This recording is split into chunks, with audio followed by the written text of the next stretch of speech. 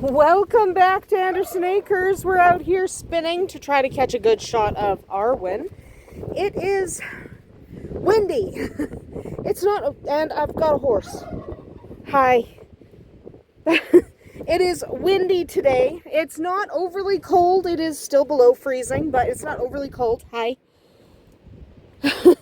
However, it's very, very windy, which makes it not as fun as it should be.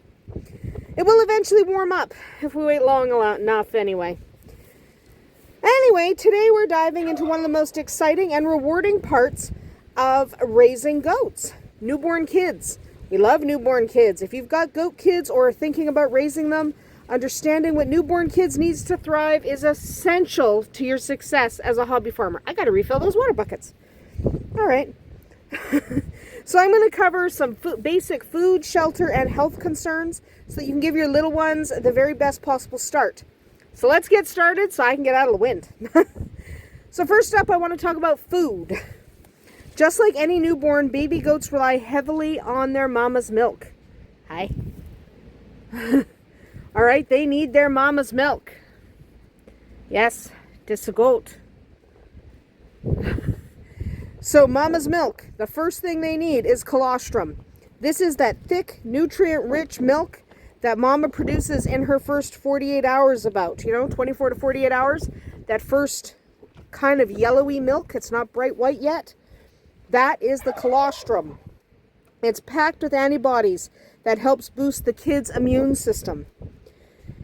And if a kid is too weak to nurse, they need help. You'll have to help them nurse. You'll have to get them a supplement. You'll have to put them on a colostrum replacer, something like that. Okay, if either mama's not producing enough colostrum or baby's not nursing, you're going to have to handle it because they need that colostrum. By about 2 weeks old, you'll notice that they start to nibble on kind of hay and grain and other solid foods. That's normal and helps their rumens develop.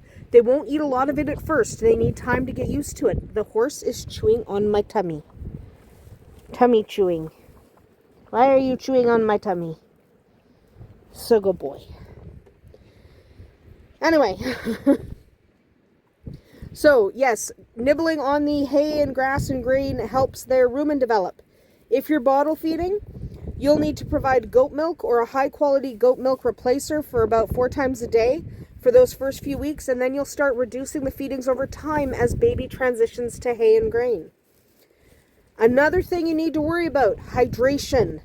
You need to make sure fresh, clean water is always available, even before the babies start nibbling on solid foods. It's really important. Dehydration can become a problem quickly, especially if a kid isn't nursing very well. Okay, a baby who's not nursing well absolutely needs water. Okay, not a ton of it, but as they transition, sometimes their hydration goes down because they're not consuming as much liquid. Stop biting me, Mr. Bitey.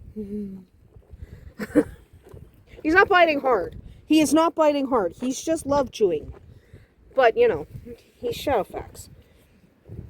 Anyway, so you have to make sure that water is available as they transition from mama's milk to hay and grain because sometimes they're not drinking quite enough.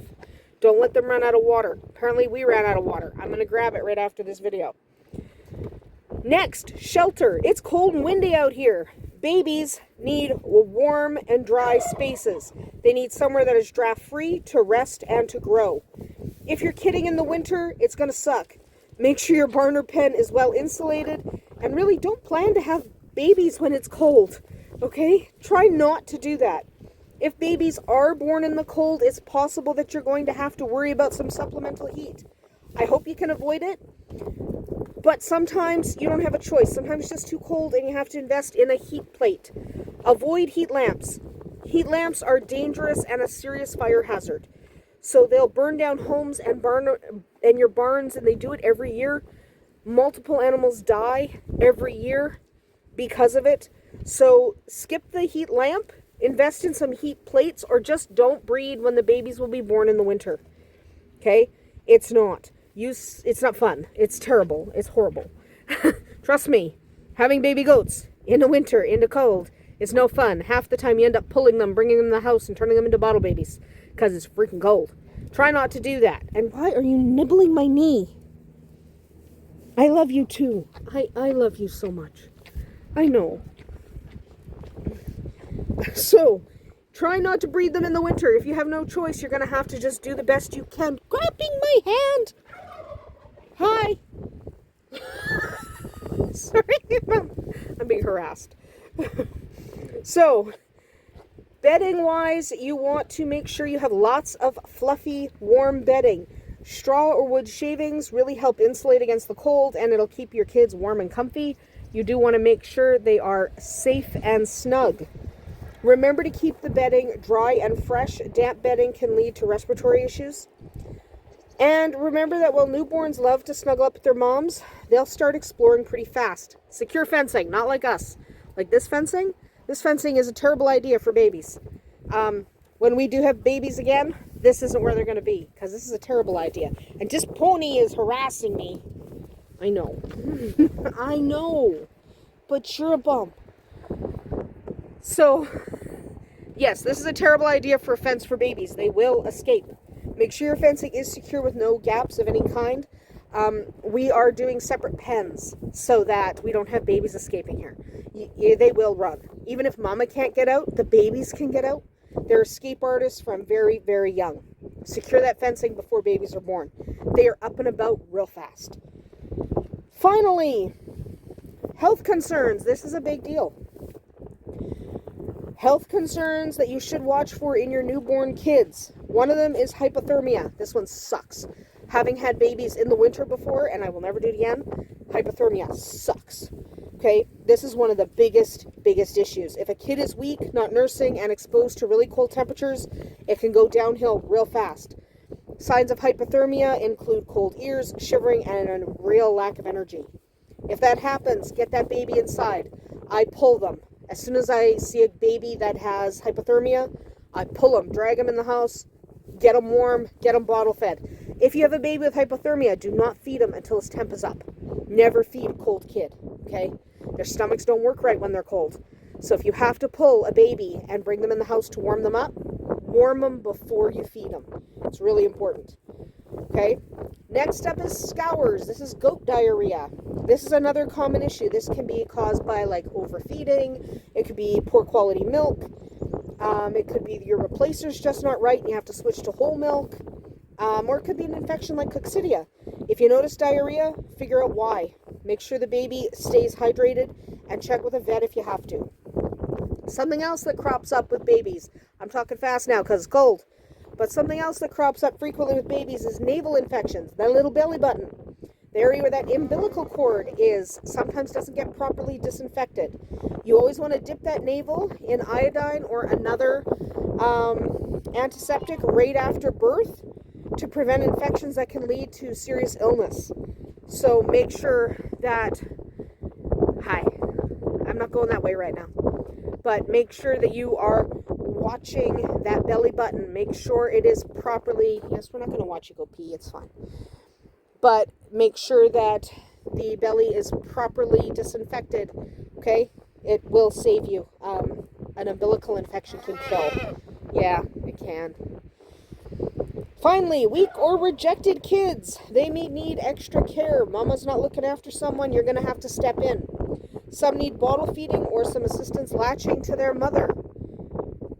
It's a good idea to have a kid kit on hand with things like colostrum replacers. You can go hide. Yeah, I know.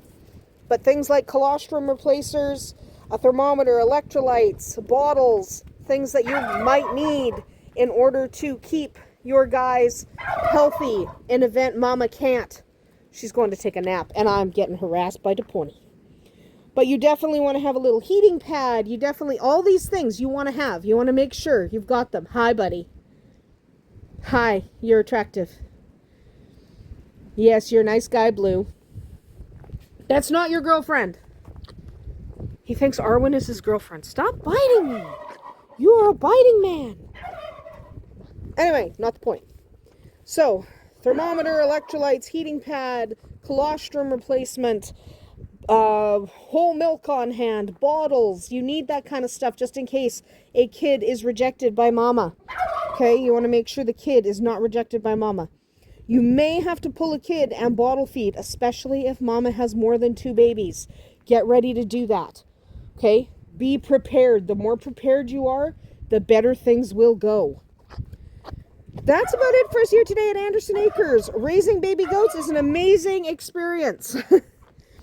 Make sure that they get the right food, shelter, and healthcare, and that will up your chances for success. Drop your own experiences raising baby goats in the comments below. I absolutely love hearing from all of you, and we'll see you tomorrow.